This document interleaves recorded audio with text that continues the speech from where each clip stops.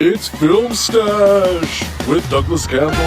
Tonight we have special guests Slimer, Sprite Kid, and Cinnamon Roll Popcorn, and Goose. I'm some weird guy living in nuns upon the walls.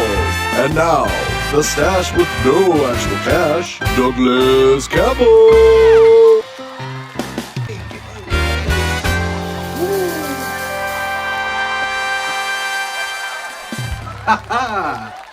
Hi, welcome to Film Stash. My name is Douglas Campbell. Thank you guys for being a great crowd. Aren't you great? Aren't you great? Aren't you great? Oh my god, thank you so much. We've been talking about movies here for a minute, but now that we're in the spooky season, I actually want to start covering some 2024 Halloween movies that have been pretty big this year. Late Night with the Devil. Roll the tape. Released from Studio Archives in 1977, Night Owl host Jack Delroy, played by David Dastmalchian, plans a Halloween special to boost his show's ratings after the death of his wife. However, he's in over his head as the broadcast releases evil into the homes of viewers. Man, that looks truly, truly spectacular. Alright, let's go to the seats and start talking about it. Come on!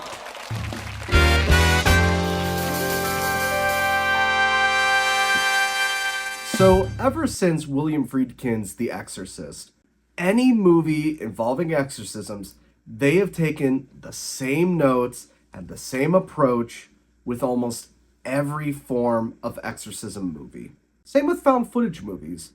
Once you've seen films like The Blair Witch Project, or more specifically Paranormal Activity, the same type of movies have been made over and over again, even within that genre. Although I do hear that Rec is really good. Like, I'm gonna have to check out Rec. Let's just jump into the positives of this thing. I think that the very concept of this film is extremely creative. It attempts to do something truly different within the horror genre by taking the found footage and the possession genres, combining them, and making it unique by placing it in a televised studio talk show.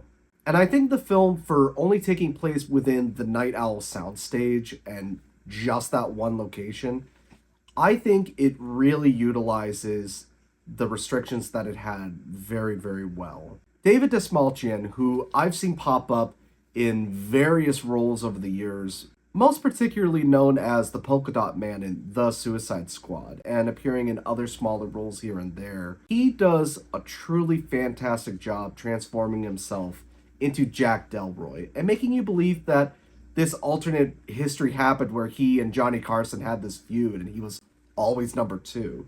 Like, he sells it pretty well for me.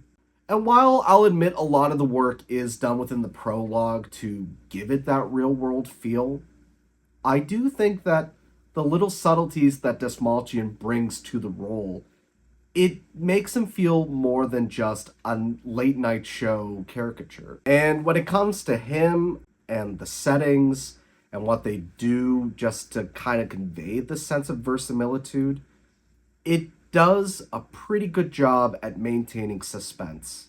The writing all around, it's pretty tight, really, for what this thing could have been. They knew just how much could be done with this premise, how long they had to stay there, what they could and couldn't do, and then when time was up, it was done. It was a pretty tight movie that was around 90 minutes. And while I'm not going to say this is the most amazing movie ever, I think those restraints have helped to make this a really solid horror film. I hope that you're enjoying our show so far, so don't forget to like and subscribe and share this with your friends. All your help would be greatly appreciated. And now, let's get back to some devil. Now going into the mix.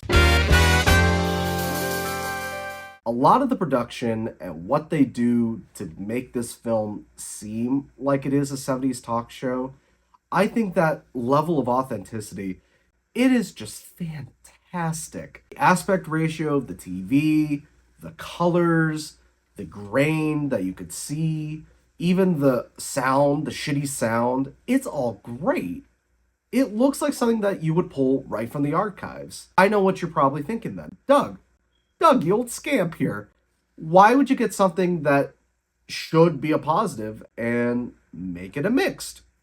And the reason that I have it under mixed is that they commit such attention into making it seem real that they want to add some extra stuff behind the scenes to add some more personal stakes for the characters or to show where they're at. So what they do is they make everything go black and white once they go to commercial break, and they follow the characters backstage just discussing things that either just happened or what the stakes are. These unrelated cameras, unless someone can prove me wrong, they didn't exist. Why would they continually film when there's nothing that's going to be put out into the world like this?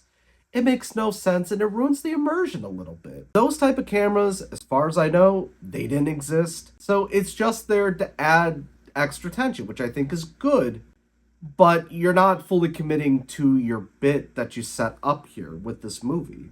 And I'm not saying cut out any form of drama or character development, but plain and simply, you could have worked around with this. You could have just said, like, oh, hey, audio was discovered. Just show a tape recorder, say that this was footage that was found that sort of fills in the gaps of that night. Play it as audio. At the very least, there is a level of plausibility with that. So that happens. But then also within the finale, they mess with the aspect ratio too.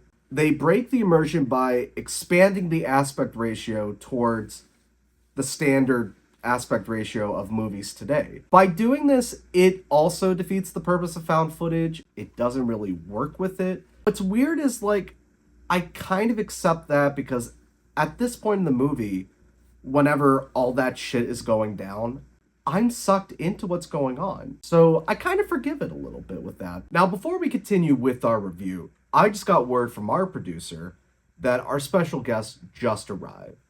So, ladies and gentlemen, please give a round of applause for our special guest, Cinnamon Roll Popcorn! Oh my gosh, I've never been here before. Oh my gosh. Thank you. Hey, Popcorn, you're looking beautiful. Oh, thank you. Have a seat right over there. Oh, All right, round of applause, everybody. Cinnamon Roll Popcorn. That's right, ladies and gentlemen. Cinnamon Roll Popcorn. Wow. So, Cinnamon Roll Popcorn. Yes, that is I'm me. sure everybody in the crowd is wondering with your particular tastes. What do you think of Late Night with the Devil so far? Well, I think...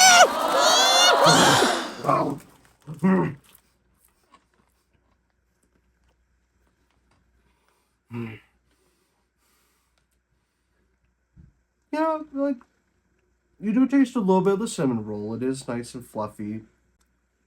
Very sweet. I'd give that a solid 7 out.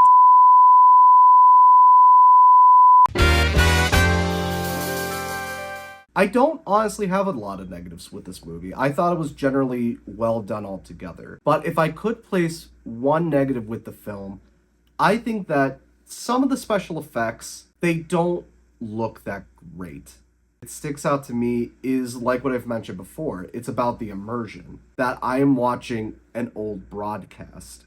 So a lot of the special effects, which there aren't many, I'll give them that, they don't look that great because some of them are just lightning effects that happen. Like, oh my god, a surge just happened. And it looks like an after effect that was added. But they don't add the grain and filter to that special effect. So it just looks oddly new. But then we get towards the end of the movie. The effects do look a lot better. They do look more entrapped in that world. If it all looked like that, this would have at least been in a mixed for me, or maybe even a positive. That's really it. And if that's the only complaint that I have, I think you did a pretty good job.